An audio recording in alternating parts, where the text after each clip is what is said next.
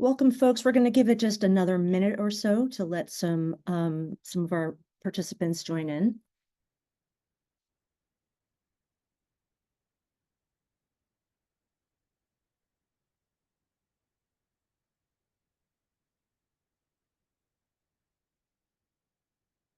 Okay, well, given the time, we would like to respect everyone's time and effort. We know you're busy, so welcome today to the National Network of STI Clinical Prevention Training Centers, Doxy PEP Clinical Update.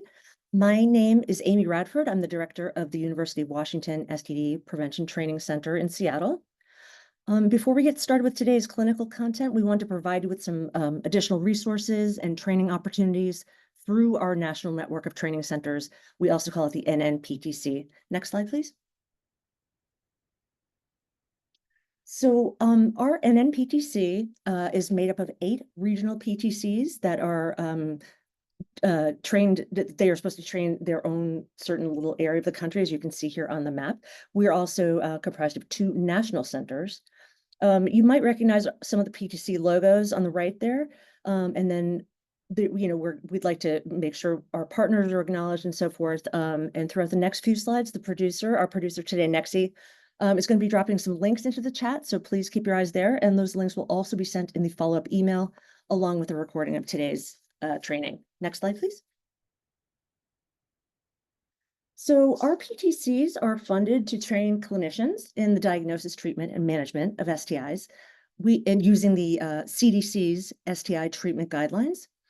The PTCs as a network also provide technical assistance to clinics, so please don't hesitate to contact us. If you've not downloaded the STD treatment guidelines app, here's the QR code. You could take a quick picture. We can send you that link too, and it will also be placed in the chat. Next slide, please.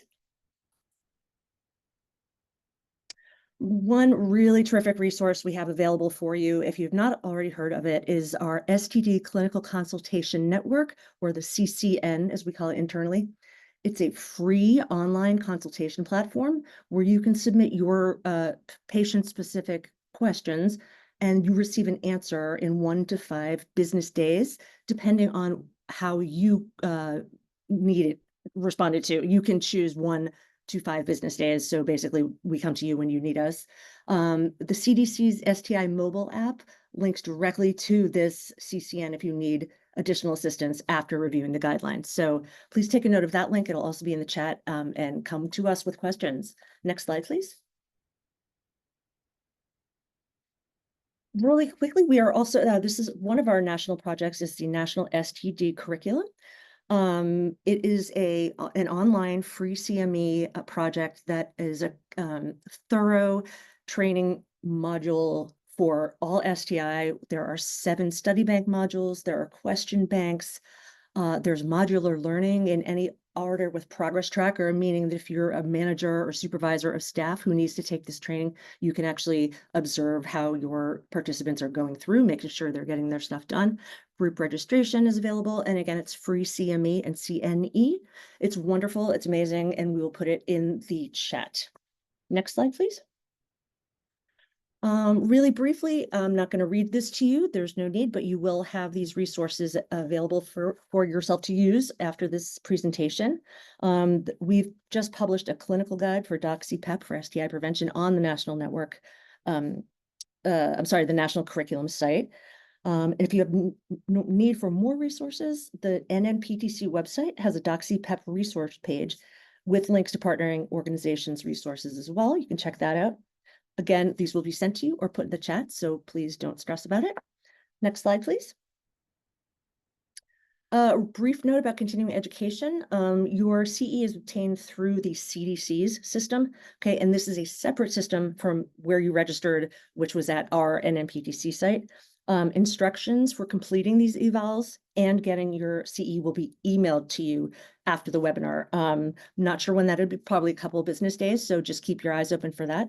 And the deadline for obtaining CE for this is December 7th, which is 30 days from today. Wow, time's ticking. So if you do need that information, please just await that email. That'll be coming to you shortly.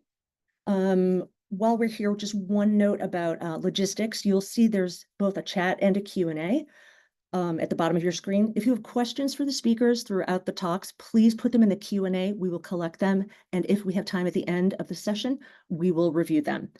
Please do not put them in the chat. Please put them in the Q&A, then we can keep track of them. Thank you very much. Next slide, please. And finally, this is our continuing education disclosure. I will not read this to you. You just have it in your materials in case you need it. Next slide, please. And with that, I am done. And I, again, thank you all so much for coming. I would like to welcome Doctors Kelly Johnson and Raka Kumbhakar, who are going to talk to us today about Doxy PEP updates, challenges, and opportunities. Take it away, doctors. Thank you. Thank you so much, Amy, for the introduction. Thank you all for being here. I'm Kelly. I'm from the California Prevention Training Center at UCSF. And I'm happy to be joined by Raka Kumbhakar from the University of Washington Prevention Training Center. And yes, we're talking about Doxy PEP today. So our learning objectives are as follows. We're going to be defining the concept of doxycycline post-exposure prophylaxis, or Doxy PEP. We're aware that many of you have probably heard of this concept, but we're going to start at the beginning and work our way up to the more recent data. Along those lines, we'll be summarizing data, including from recent studies, exploring the use of Doxy PEP for the purpose of preventing bacterial STIs. I put this one in bold because I think it's one of the main impetuses for this talk today, but we'll be listing new Doxy PEP recommendations from the CDC, which just came out in June. And then finally, Dr. Kumbhakar will be exploring potential implications of and strategies for Doxy PEP implementation in clinical settings. We don't have any disclosures. I'm going to start with a clinical case, and this is a question for you all. So let's say you have a 30-year-old HIV negative man who has sex with men who's on HIV PrEP. He comes into your clinic.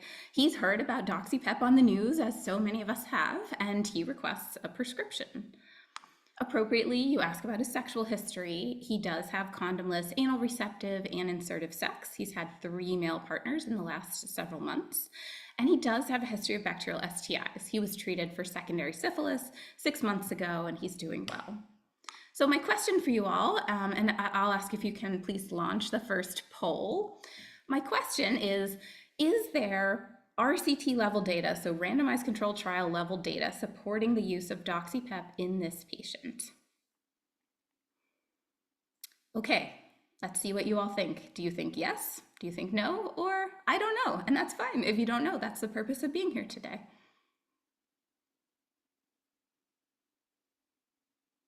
Okay, let's go ahead and see the results, please.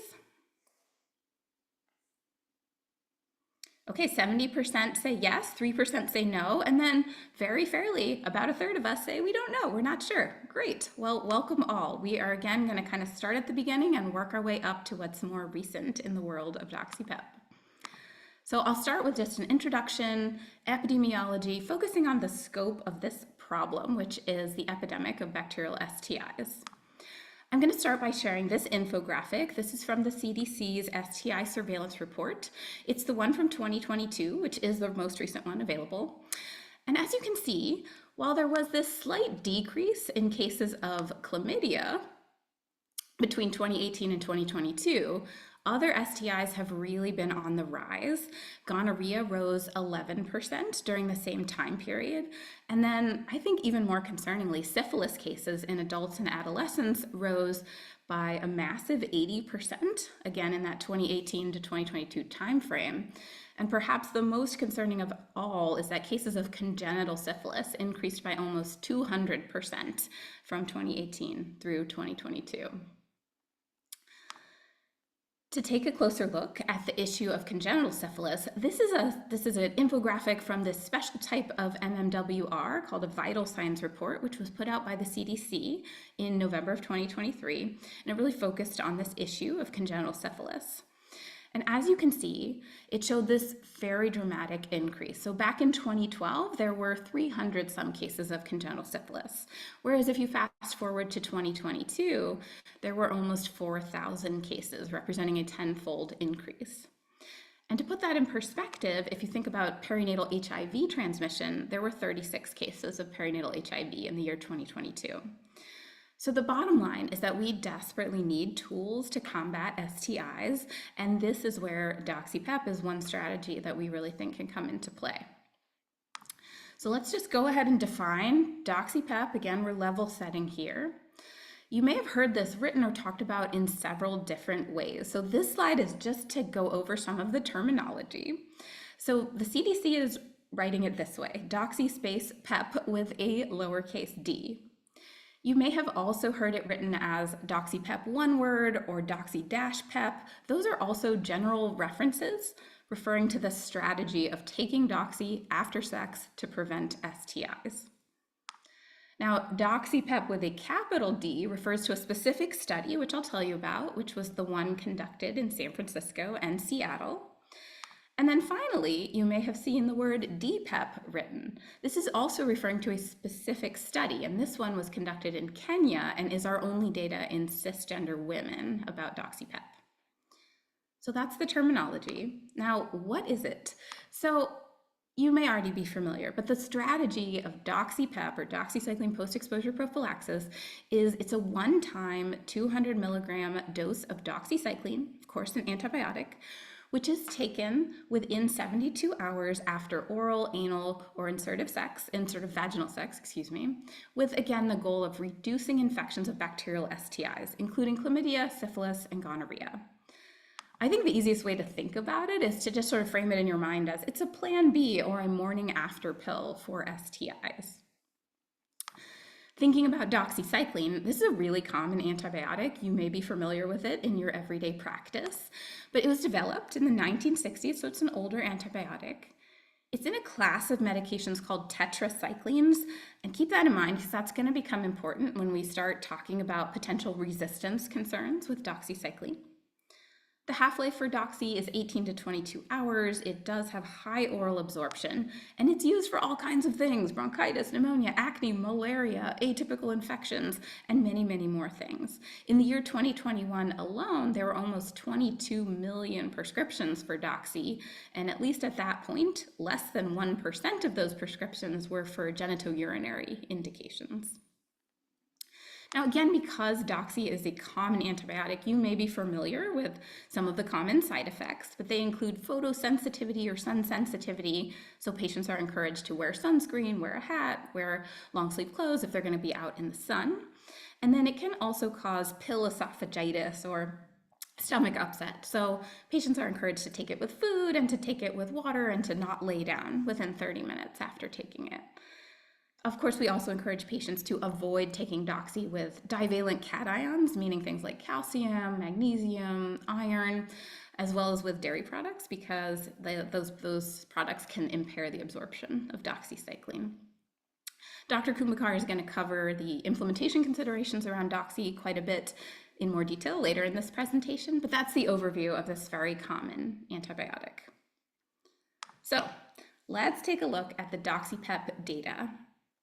Getting back to our case patient, an MSM with history of bacterial STIs on PrEP. For this patient, we asked the question, is there RCT level data for Doxy PEP as effective? And the answer is yes. Excuse me. There have been 3 major studies, IBRGE, DoxyVac, and Doxy PEP with a capital D, that all pointed to the efficacy of Doxy PEP in this population. In all 3 of these studies, Doxy PEP reduced new STIs among MSM and trans women. The downside was this data from these 3 RCTs was only for MSM and trans women, so not for other populations. Looking in a bit more detail at the data, this is the data from the 2 European studies. Again, they're called IBRGE and DoxyVac. I'm not going to review these in detail, but I do want you to remember, again, both of these included only people assigned male at birth, and they both found Doxy PEP to be effective in reducing chlamydia and syphilis, though they did have conflicting results as to whether gonorrhea was reduced. Then there was the capital D Doxy PEP study. This was the one conducted in San Francisco and Seattle. I'm sure you've all heard of this one. This was published in NAJM in 2023. Here I'm showing the basics of the study design. So again, these patients had to be MSM or trans women. They had to be either on HIV PrEP or living with HIV. They also had to have one or more bacterial STIs in the last 12 months, and they had to report condomless sex with male partners. I'm going to pause for 1 second just to take a drink of water. I'm very sorry.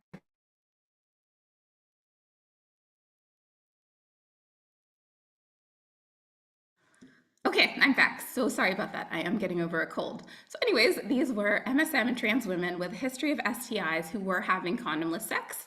They were randomized at a 2-to-1 ratio to either take Doxy PEP or not take Doxy PEP. For those of you who are visual learners, here on the next slide, you see the graphic of the study design from the capital D Doxy PEP study. Again, MSM trans women either living with HIV or on HIV PrEP, randomized 2-to-1 to take Doxy PEP or not take it.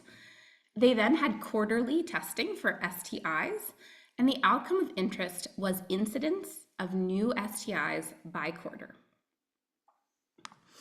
Here were the results, and the headline and the takeaway is that Doxy PEP did decrease bacterial STIs in both the PrEP and the HIV cohorts. To orient you a little bit to the graph, there are these two cohorts. You have the PrEP cohort and the HIV cohort. On the y-axis, you see the percent of quarterly visits with an STI. And on the x-axis, you see the randomization group, Doxy PEP or no Doxy PEP. The colored bars represent the different STIs, with gonorrhea in blue, chlamydia in orange, syphilis is in green, and black is 2 or more STIs. The main takeaway is that if you look at the bars, all the bars went down. So all the STIs were reduced, and the risk reduction per quarter was overall 65% if you combine the STIs. And if you look at them separately, the risk reduction per quarter was 50 to 57% for gonorrhea, and even more impressively, 70 to 80% for chlamydia and syphilis. So these were pretty impressive and exciting results. And if we return again to our original case of an MSM on HIV PrEP, the answer is a resounding yes. This patient meets the inclusion criteria for the SF Seattle Doxy PEP as well as the European studies. And so the data would support offering this patient Doxy PEP. Now, what have we learned about Doxy PEP in the last year or so? There have been updates in this field. The first one I'm going to talk about, this is a study that got a lot of attention at CROI in 2024. This was presented by Maddie Sankrin and her co-authors. This was San Francisco data.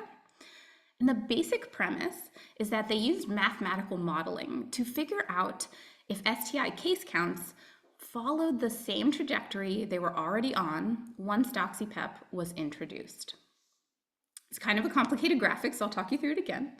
On the x-axis, you're seeing dates. On the y-axis, you're seeing reported cases of STIs. In this case, it's chlamydia. The orange line is showing the trend of what was happening with chlamydia cases before Doxy PEP. And the blue line shows the predicted trend of what was thought that it was going to keep happening if nothing changed. Then this vertical bar shows the introduction of Doxy PEP, which in San Francisco was in the fall of 2022. The black line shows the actual cases, and the green line shows the trend following the introduction of Doxy PEP. So all that to say, chlamydia cases in San Francisco were chugging along. Then something happened. Doxy PEP was introduced, and at a population level, case counts declined dramatically. This was the same for early syphilis cases in San Francisco. Cases were going along. Doxy PEP was introduced, and cases declined dramatically. Now, interestingly, this was not the same for gonorrhea. In gonorrhea, the trend was actually toward a decline in cases even before Doxy PEP was introduced. And the expectation was that that decline was going to continue. But what actually happened is once Doxy PEP was introduced, gonorrhea cases sort of leveled out in San Francisco. Now, of course, this study is an ecologic study. It's population level. It has all the associated limitations. But the chlamydia and syphilis visuals with this study were really striking and really exciting. How about in the real world or in the clinic setting? Well, there were several other studies at CROI 2024 and then again at STI Prevention in September of this year that sort of looked at clinic level experiences with implementing Doxy PEP. I'm going to show some data from one that was presented at City Clinic, which is San Francisco's STI clinic, just because that data is available to me, but there were other similar studies. So in this study, what they did was take MSM and trans women who were on HIV PrEP, who had been to the clinic at City Clinic in both of two periods, one sort of before Doxy PEP and one after Doxy PEP had been introduced. Then they divided their population into Doxy PEP users and non-users, and they analyzed diagnoses of gonorrhea, chlamydia, and early syphilis. And the headline findings are what you see in this blue box here. So among people using Doxy PEP, chlamydia decreased by 90%, and early syphilis decreased by over 50%. But again, this was not quite the thing with gonorrhea. In gonorrhea, they saw non-significant decreases in test positivity between people using and not using Doxy PEP. Now there are, as you may have heard, some lingering questions with Doxy PEP about antimicrobial resistance and about the gut microbiome. Studies looking into these topics are ongoing, and I honestly think it will be quite some time, if ever, before we fully sort this out. But I thought I would share at least one interesting study from CROI 2024. And this one was done, led by first author Victoria Chu. And basically what they did was they took rectal swabs from people who were in the San Francisco and Seattle Doxy PEP study. And these rectal swabs were collected at month 0 and at month 6. Then they performed sequencing, metagenomic sequencing of DNA and RNA. And my very basic understanding of this is that the point of the DNA sequencing was to assess bacterial diversity, whereas the point of the RNA sequencing was to assess gene expression. And there was kind of good news and bad news. The good news was that Doxy PEP use over 6 months, at least in the short term, did not significantly alter the microbiome in terms of diversity or total bacterial abundance. On the flip side, the not so good news was that Doxy PEP use was associated with a dose-dependent increase in tetracycline resistance gene expressions. So basically, the more Doxy you got, the more tetracycline resistance genes that were expressed. That's what's happening with this green box here. And again, I just want to remind you that doxycycline is a tetracycline class antibiotic, which is why this is relevant information. And then if you look at gonorrhea specifically, there was a really recent study in San Francisco, and actually a quite similar one at UW, that was looking at this question of, does tetracycline resistance increase in gonorrhea in this era where we're using more doxycycline? So this study was an ecological study, again, in San Francisco, of trends in tetracycline resistance among over 1,000 gonococcal isolates that were collected from the urethra in different time periods. And basically what they found is that high-level tetracycline resistance, meaning an MIC of 16 or more, increased from a previous rate of about 15% up to 39% between July of 2022 and December of 2023. Importantly, these trends towards increasing resistance in gonorrhea to tetracyclines, it actually started prior to Doxy PEP. It may have started following the STI treatment guidelines in 2022. We were using more Doxy for things like chlamydia and NGU. We've also been using more Doxy due to bicillin shortages for the treatment of syphilis in the last year or so. But resistance in terms of tetracycline in gonococcal isolates has increased following Doxy PEP introduction. This was the graphic from that study that I was talking about. Here you see on the x-axis, this is years. The y-axis is the proportion of gonorrhea cultures.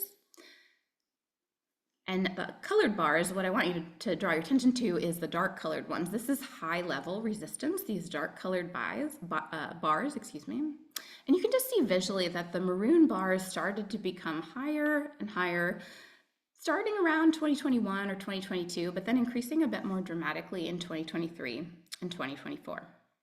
Now, this is certainly, I don't want you to take away, ooh, I shouldn't prescribe Doxy PEP. That is definitely not what I'm saying. I definitely feel there's a really important role for Doxy PEP in folks who are vulnerable to STIs. This is a big problem, a big epidemic. But I do think this is a trend to keep an eye on in gonorrhea. I think it's possible and perhaps likely that Doxy PEP is unlikely to remain effective for gonorrhea, though this is not true for chlamydia and syphilis, where it looks to be promising. So in summary, Doxy PEP works for MSM and trans women, especially when you're talking about chlamydia and syphilis, maybe less so gonorrhea. But what about cis women?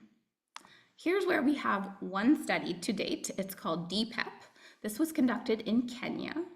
They included 449 cisgender women who were young. They had a median age of 24. They had a high baseline STI prevalence at nearly 20%, and over a third of them were engaging in transactional sex. So this was a population of women who was vulnerable to STIs. The design was pretty much the same as the other Doxy PEP studies. These women were randomized to either take Doxy PEP or not take Doxy PEP, and then they were followed to see per quarter if they developed STIs. In terms of results, in this study, there were incident new STIs at 109 follow-up visits. 50 of them were in the Doxy PEP group, and 59 were in the standard of care or no Doxy PEP group. And this was not a statistically significant difference. And they tried to separate this out and do a lot of sub-analyses to figure out if this was true in any of the populations, but none of these sub-analyses changed the findings. So when they first presented the results of DPEP, this was at CROI in 2023, it was a little bit depressing. They said among young cis women with a high prevalence and incidence of STIs, Doxy PEP didn't seem to work. It didn't seem to reduce incident STIs. There were a lot of theories at the time as to why this may have been the case. But I will say, when they ended up publishing this study in NIJM about a year ago, December 2023, they included the results of an analysis of hair levels of doxycycline that were performed as sort of a more objective metric of adherence. And by objective metrics, it really seemed like poor adherence played a very large part in the DPEP results. In the group that was supposed to be taking Doxy PEP, doxycycline was detected in less than a third of participants.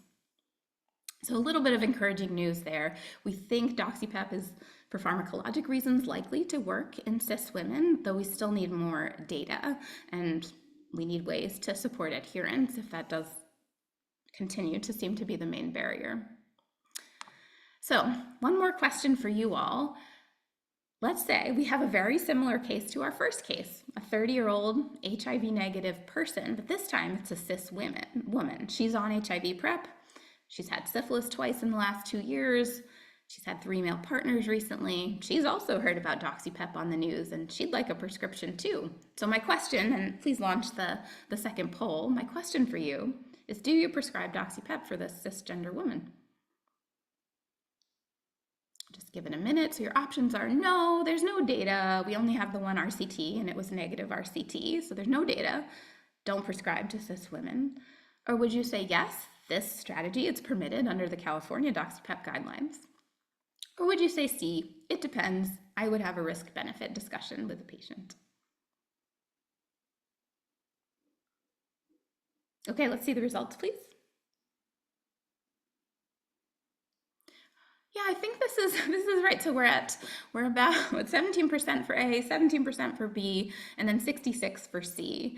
And the truth is, it's kind of a trick question. These things are all true. There is no RCT level data for cis women, and this actually is permitted under the California Doxy PEP guidelines. But I would say I'm with the majority of you all. I think it really depends. This is sort of in the realm of risk-benefit discussion with the patient. If they are somebody who's really vulnerable to STIs and they understand that we don't have great data, but we think it's likely to work, this might be on a case-by-case basis a situation where it could be reasonable to prescribe. And I do think the CDC guidelines leave some room for this approach. And with that said, we are going to jump into guidelines and implementation considerations now. So I'm going to thank you all and turn it over to my colleague, Dr. Kumbhakar.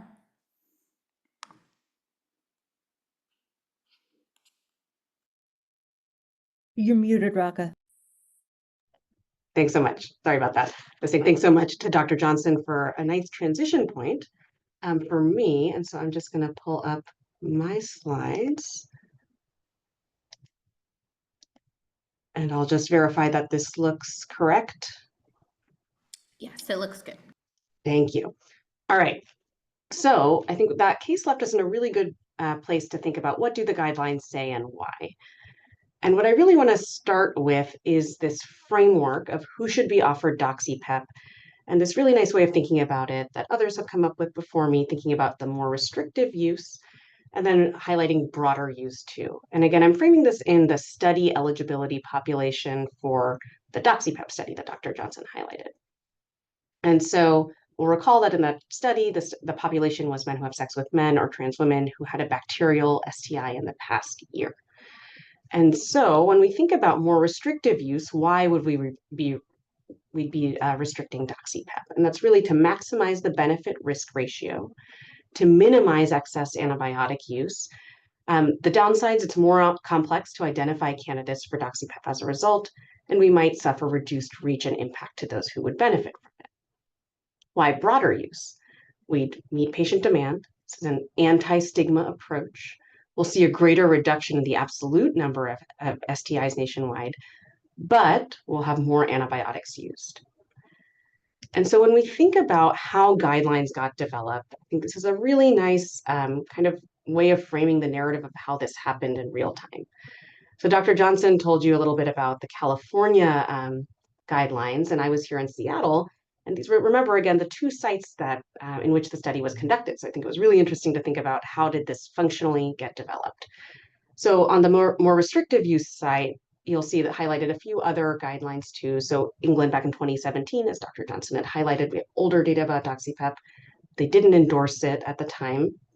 I'm just going to highlight Seattle King County, though, who here at June 2023, the guidelines were to inform. So we said medical providers should inform cisgender men who have sex with men and transgender women who have sex with men with a history of a bacterial STI in the prior year about Doxy PEP, its efficacy, and then benefits and risks of the intervention.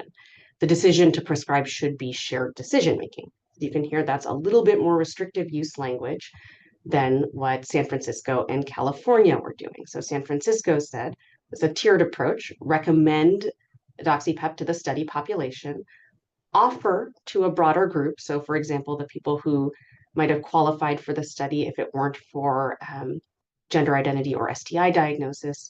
And California similarly said, offer to all non-pregnant individuals at increased risk for bacterial STIs and those requesting it. So the very broadest definition for who should get it. And then you see something in between, and we'll talk about next the CDC guidelines, which kind of landed somewhere in the middle. So there's an A1 recommendation to consider for MSM and trans women with at least one STI in the past year, and there's insufficient evidence for other groups. So with that, I'll transition right to the CDC guidelines. So as Dr. Johnson had pointed out, these came out very, very recently, and they're a nice, relatively short read. I really do want to highlight, though, the big recommendations. So I think the most pertinent one is box 1, the recommendation for who to offer Doxy PEP. Providers should counsel all gay, bisexual, and other men who have sex with men and transgender women with a history of at least one bacterial sexually transmitted infection, and specifically syphilis, chlamydia, or gonorrhea, during the past 12 months about the benefits and harms of using doxycycline of any formulation. 200 milligrams once within 72 hours, not to exceed 200 milligrams for 24 hours of oral, vaginal, or anal sex, and should offer Doxy PEP through shared decision-making. Ongoing need should be assessed every 3 to 6 months.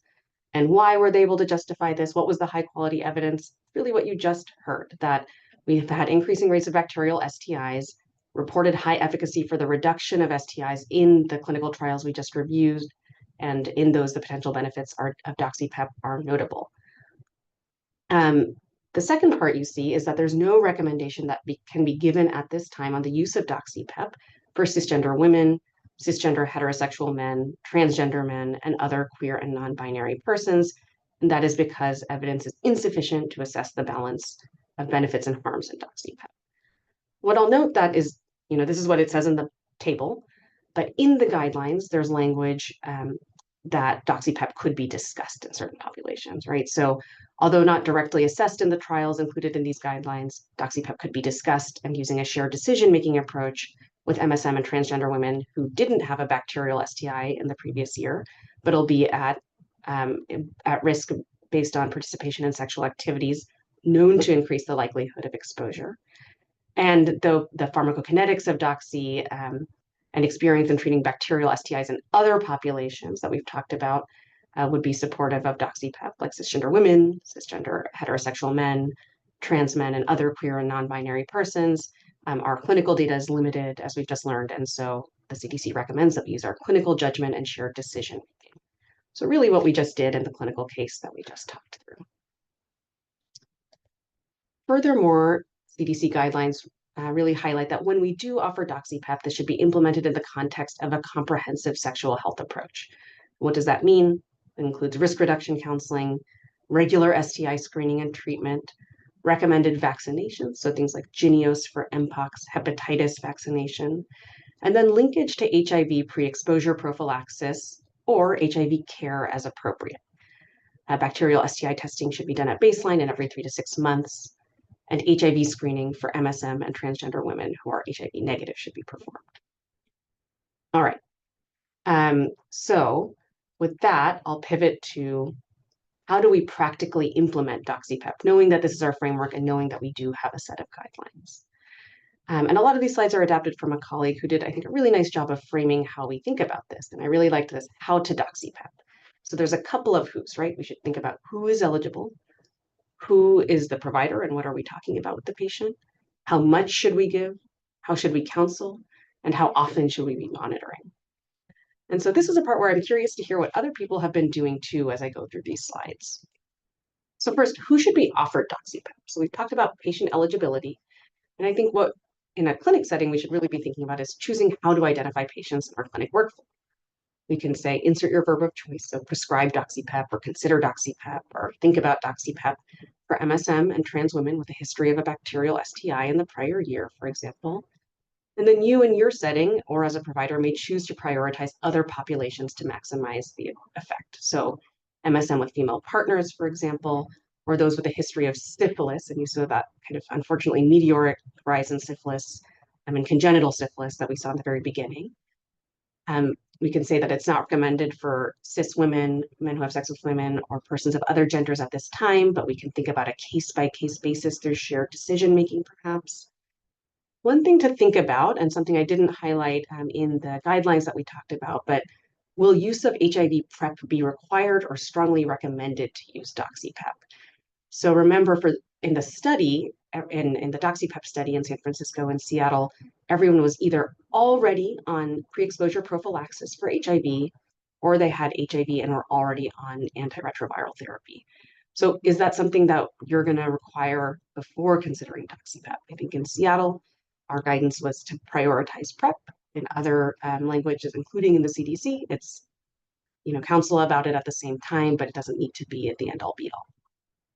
And center equity in selection of eligible populations and share decision making to support patient choice, as we've been talking about in these populations. Next, there's practicalities, right? Who will manage the doxypep in your clinic? So first, we talked about the patient identification. Who's going to do the outreach? Who's going to do the rooming and check-in? Can any staff member in your clinic refer for doxypep? Who does the initial visit? This will likely be a clinician, since we do need to have provider counseling and prescription signed. But then who can do the follow-up visits? Can it be a nurse? Can it be a disease intervention specialist? Can it be a PrEP navigator, community health worker? These are all things that we can do to kind of creatively increase uptake and allow for it.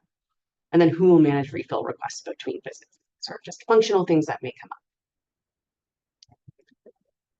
Next, how do we actually describe doxypep? So this is a dosing and prescribing guidance as an example. So 200 milligrams of doxycycline taken ideally within 24 hours, but no later than 72 hours after condomless oral, anal, or vaginal sex. Take up to daily, depending on frequency of sexual activity, but no more than 200 milligrams within a 24-hour period. Immediate release 100 milligram is fine for the pills. It can be hyclate or monohydrate, functionally no difference. And the CDC guidelines, for example, say that the formulation does not matter. Take it with fluid and remain upright for 30 minutes after the dose to prevent esophagitis or GI distress. Taking with food may increase tolerability. One suggested method of prescription is 30 tabs with one refill, or 15 episodes of Doxy PEP use, then a refill. That may vary depending on frequency of sets and mutual agreement about the need for monitoring. And there's if you need an ICD code suggestion, Z20, the contact with or suspected exposure to infections with sexual mode of transmission. A couple of points I want to make among these points is about that recommended not taking more than 200 milligrams of doxycycline for 24 hours. I think a common question or scenario that comes up is, what if the patient is having daily sexual encounters?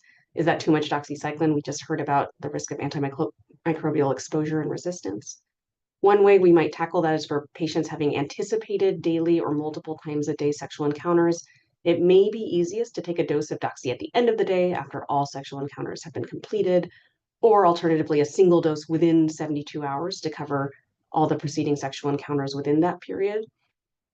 And then I do want to note that many of you may have heard of the use of chronic daily doxycycline as pre-exposure prophylaxis. There are more limited data. I won't go through them here, but it is a strategy that research is ongoing and it's not been recognized or endorsed yet by CDC. And then next, I want to share some examples of how to counsel about taking Doxy PEP. So I always think a picture is worth 1,000 words, right? And so this is from San Francisco City Clinic that shows for patients 2 100 milligrams pills of doxycycline, ideally within 24 hours, so sooner better, but no later than 72 hours after condomless sex. And they have some nice examples.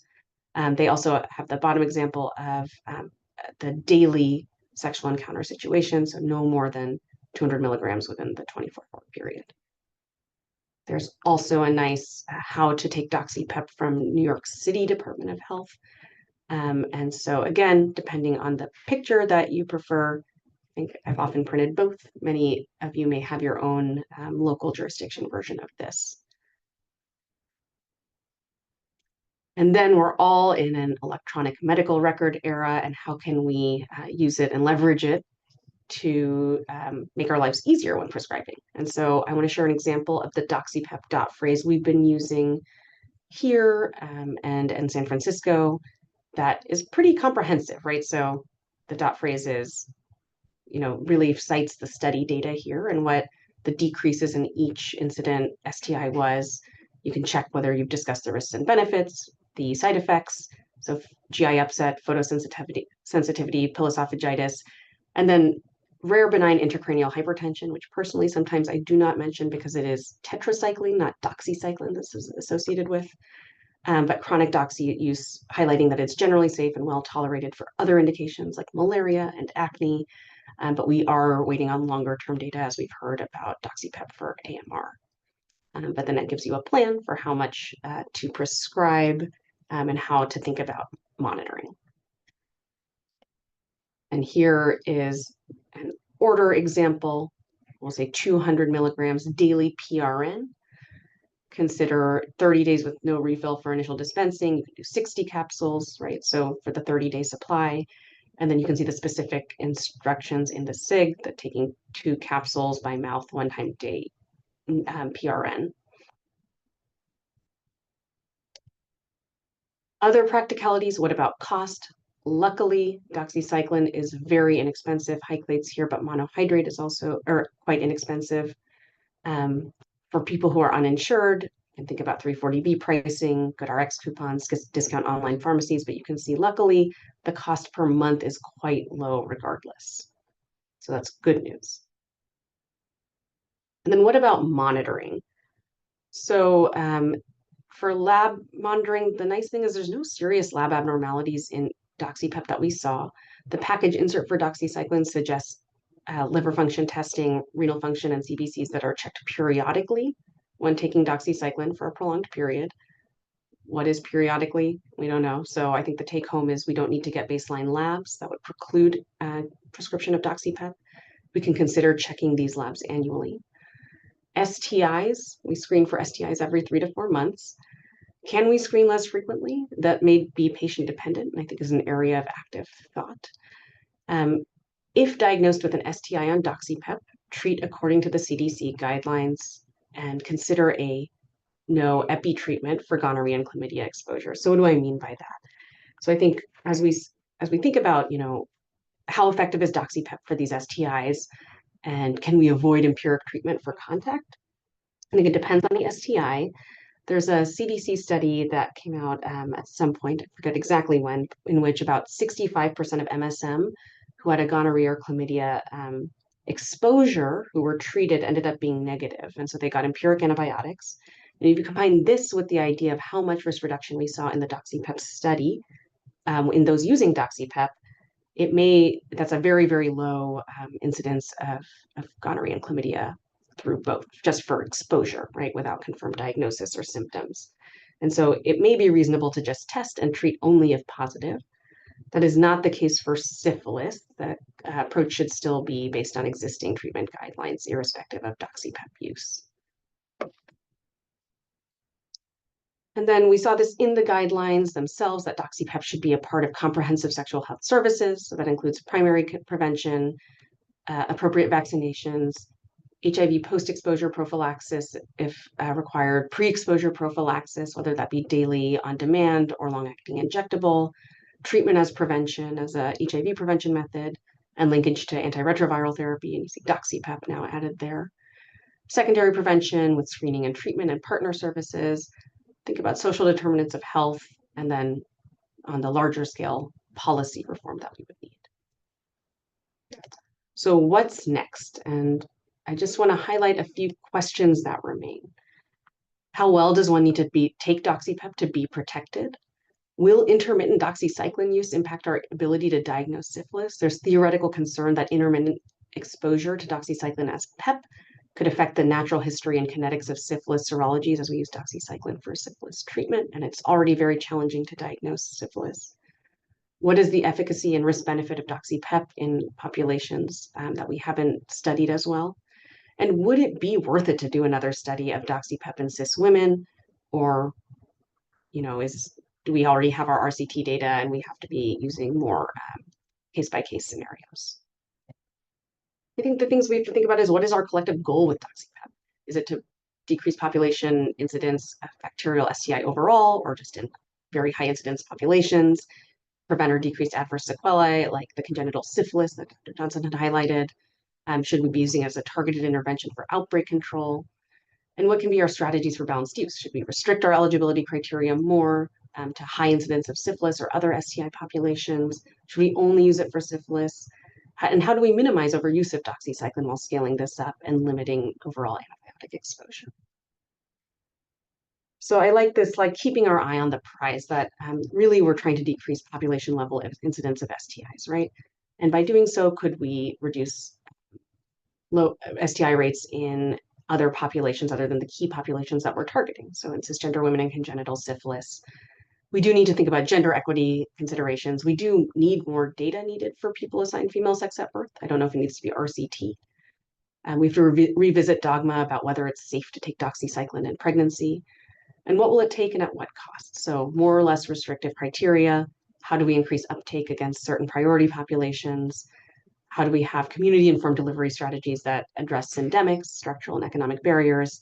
And how do we increase our AMR surveillance and monitoring systems, so antimicrobial resistance? So for that, I've hopefully the easiest question of the talk is, will you plan to discuss or prescribe DoxyPEP for any of your patients or clients after today's talk? So yes, definitely. Maybe I'm still on the fence. No, I will not be recommending it. Or no, but I'm considering it.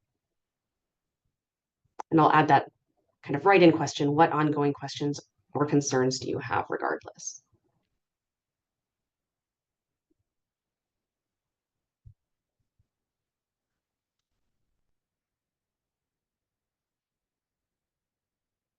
I don't know if it's too early to see some results.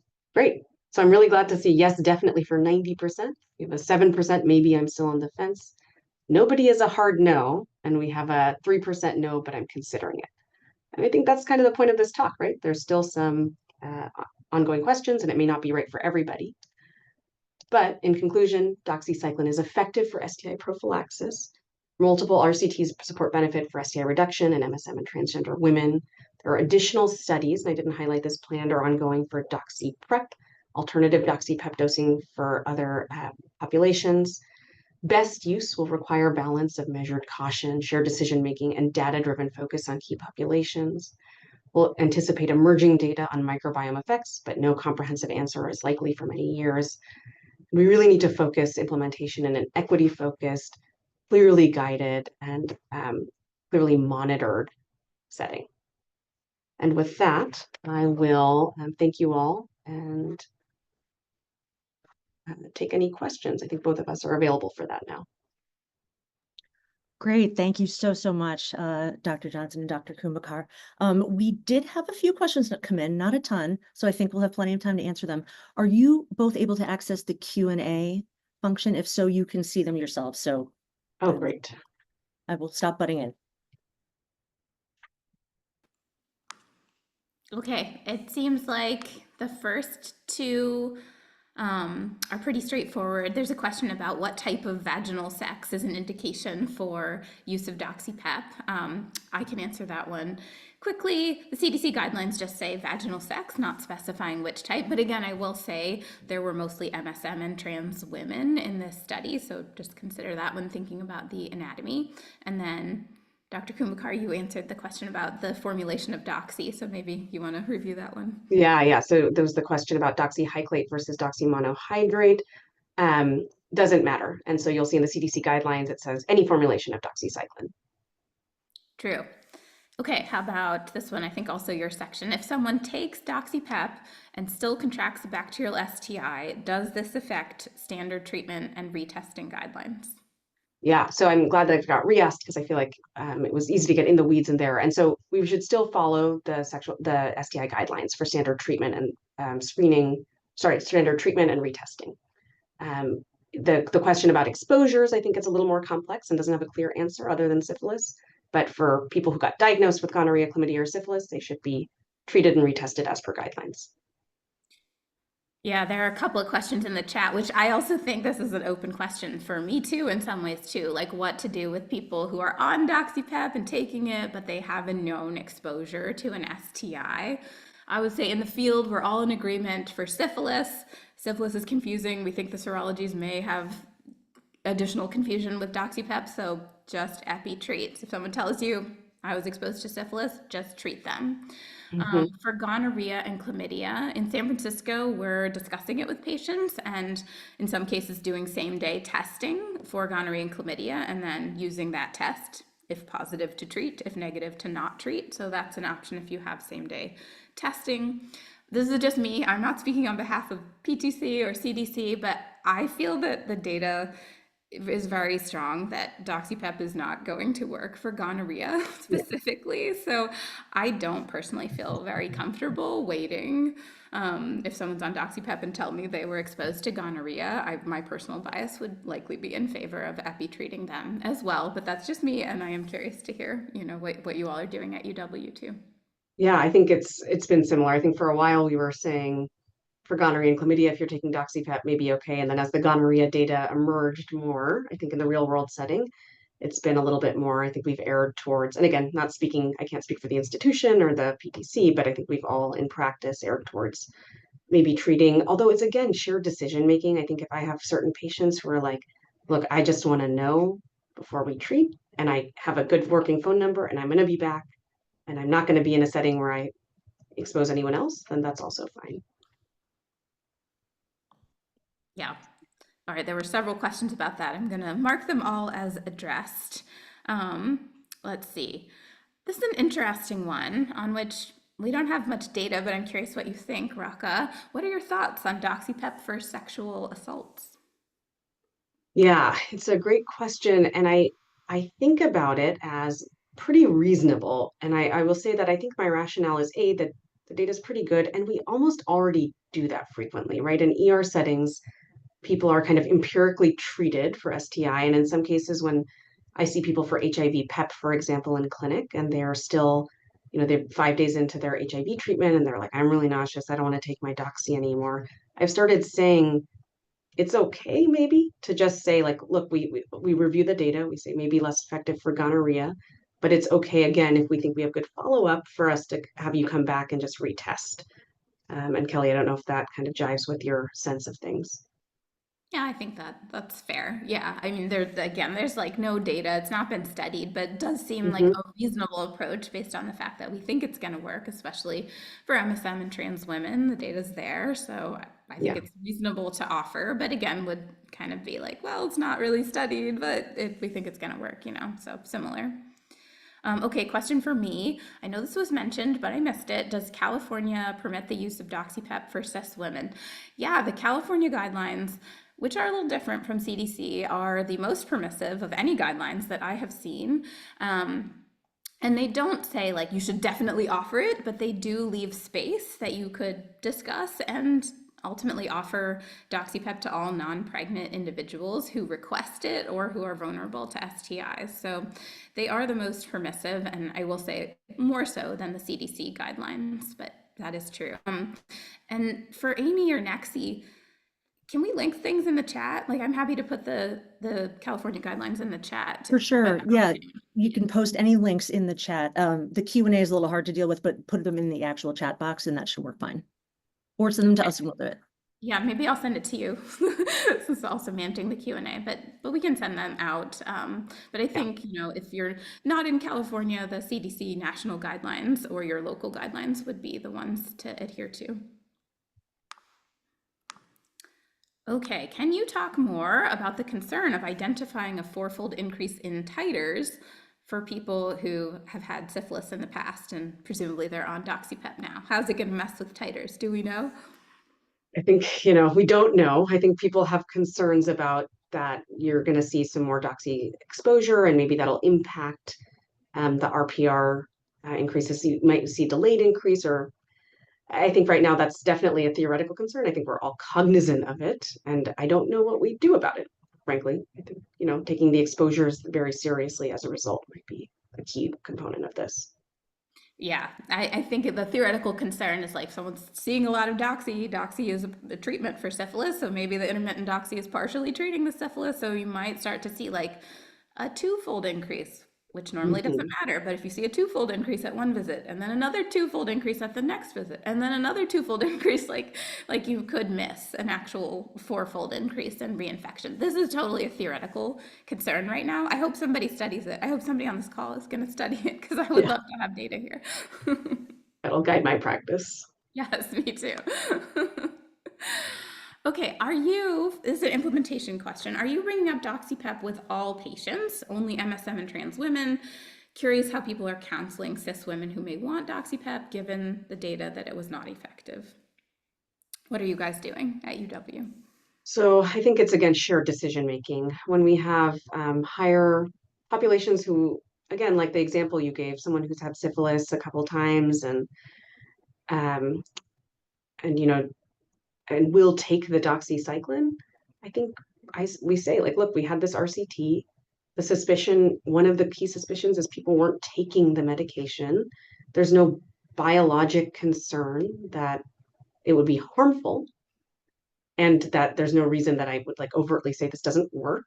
And so, yeah, I think it's worth trying. And I think there's a clinic I work at that there's a population that more often falls into that category. And I'm more likely to talk about it with those women. I agree. I think case by case for cis women, especially if they're expressing interest, just having that risk benefit discussion, totally reasonable.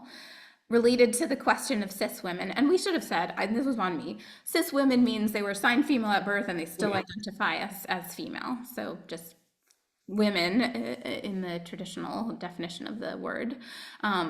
Question about the DPEP study, which was the one in Kenya. Could the low rate of effectiveness of DoxyPEP be the result of resistance to tetracycline? This person is Nigerian, know that antibiotics are sometimes abused, wondering if that could be a factor. I think for gonorrhea, yes, there actually are really high rates of tetracycline resistance in gonorrhea in Kenya, so should play into why DoxyPEP as a strategy did not work in this study. I don't think likely to be a factor for chlamydia and syphilis. We just have not seen historically the development of resistance in those pathogens. Never say never, but so far we don't have a signal to suggest that we should be worried about that. Untrue for gonorrhea. Gonorrhea loves to develop resistance, and we should still be thinking about that.